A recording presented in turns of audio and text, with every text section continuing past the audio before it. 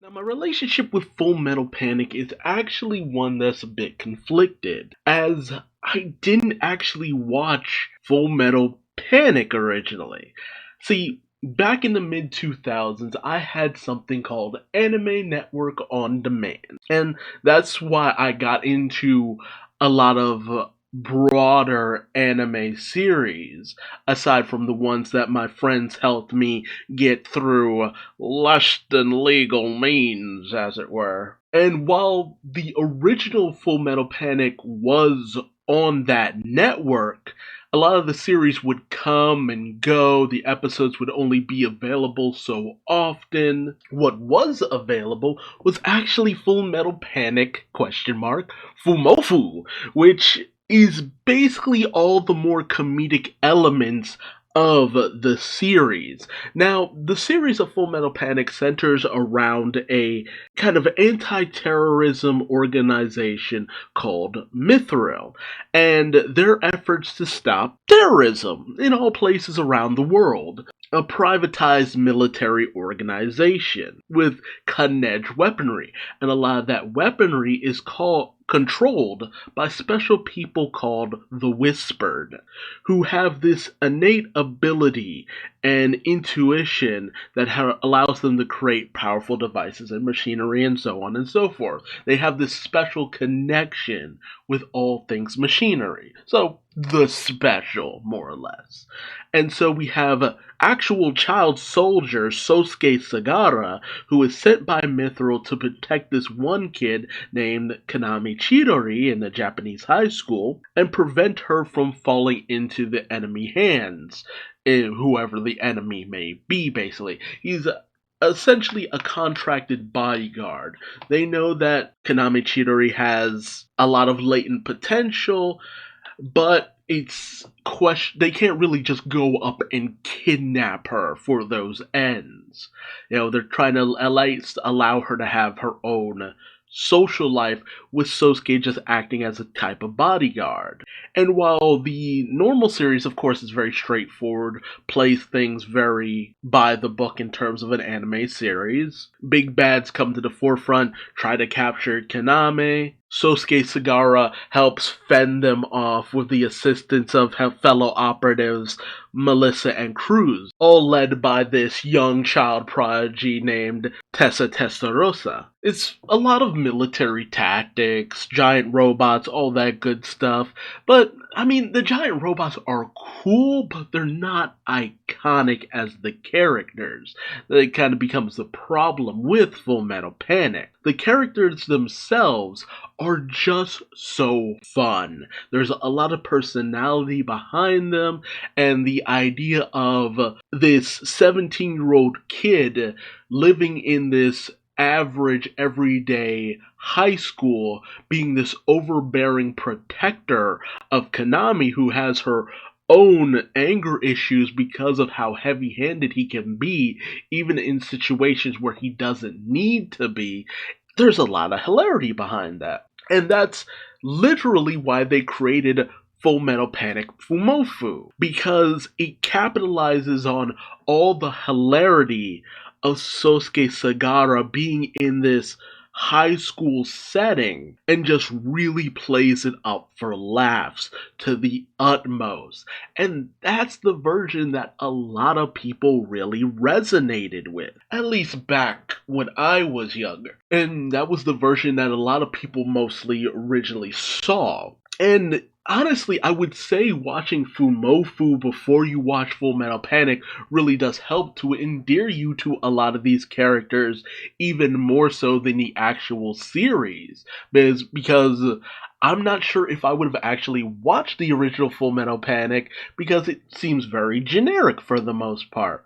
But Fumoffu gave so much personality to Sosuke Sagara's personal mission and the comedy you could have with it, that you grow more interested on what the deeper stuff could actually be in regards to him being this overbearing protector, creating all these bits of weaponry in a domestic setting, completely brushing aside the fact that he was actual child soldier and that the implications behind that are very distressing, as well as Konami's own situation as well. And you're kind of under the hope because it's obvious that Konami and Sosuke have a very special relationship, and to a certain degree she's under the hope that one day he might be able to live as a normal teenager to some extent in some regard, but he always kind of misses the mark to some degree. And it always leads to slapstick. It's high school, so there's a lot of,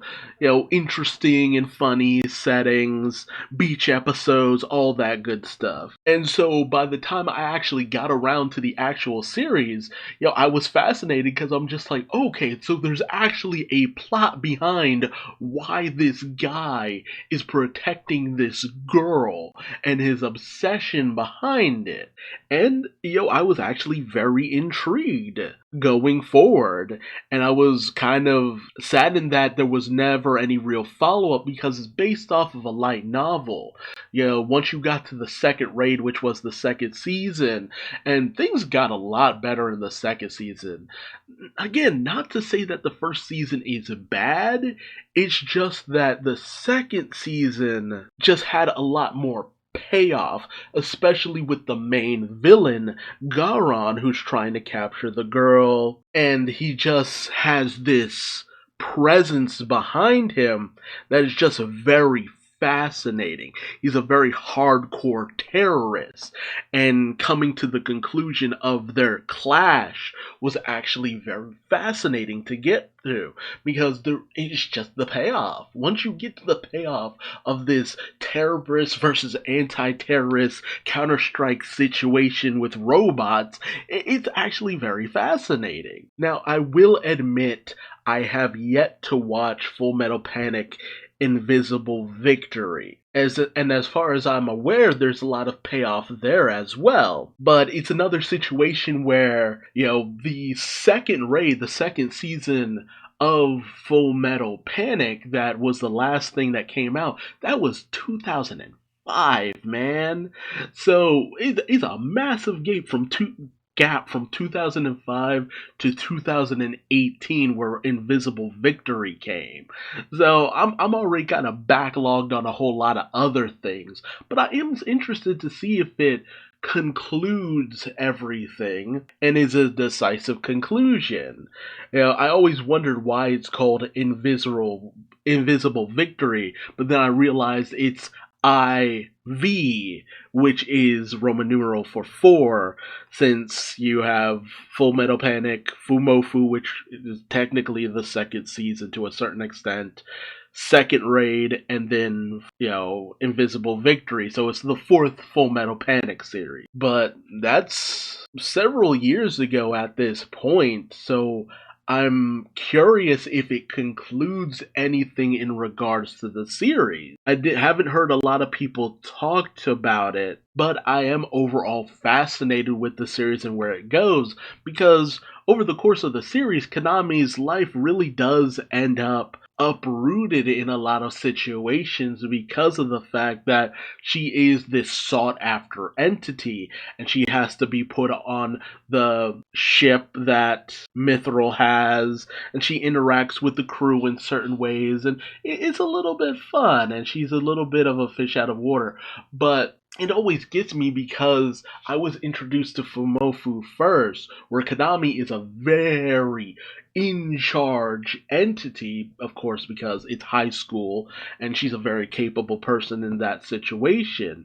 But in terms of the actual Full Metal Panic series, she kind of takes a back seat to a certain extent to a lot of the action going on because she's a little out of her depth in certain situations. She is the MacGuffin, which always kind of sat weird with me because I just was so used to one portrayal of her character. And it's not like it's a large departure, it just always threw me off with the character because she's kind of thrust into a situation where she's not able to be in control, not able to be as spirited and as haughty as she could be in the more comedic series.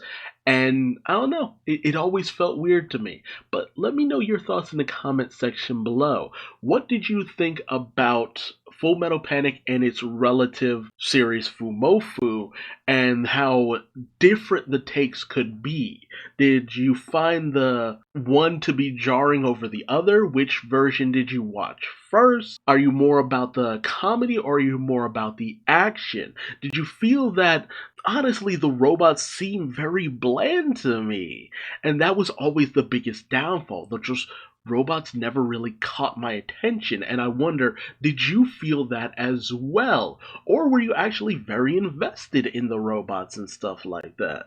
And did you watch Invisible Victory? Is it worth the watch? Should I just rewatch the entire series and get to that point? Does it pay everything off? Does it conclude things with Kaname and Sosuke? Does anything meet some form of resolution? Because I know that we're dealing with Tessa's brother mostly towards the second, this version of the series, the fourth series overall. Like, I really do wonder, does that all come to a head? No spoilers, but give me a little bit of a heads up on where things go. I'm deeply fascinated. And if you like this video, please like, comment, subscribe for more. And until next time, I've been Duuz-Diz-Din, and I will see you later. Bye-bye.